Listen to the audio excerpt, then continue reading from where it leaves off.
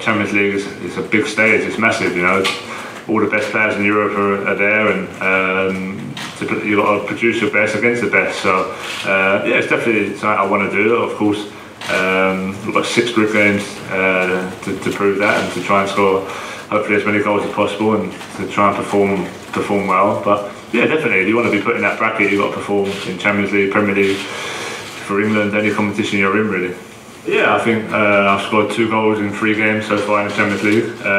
So yeah, hopefully I can just continue that and try and keep scoring, try and keep doing the best for Tottenham. And yeah, but the most important thing, as always, is to win the game. So I'll try and do my job to the best of my ability, as for everyone, and hopefully we can get the 3 points.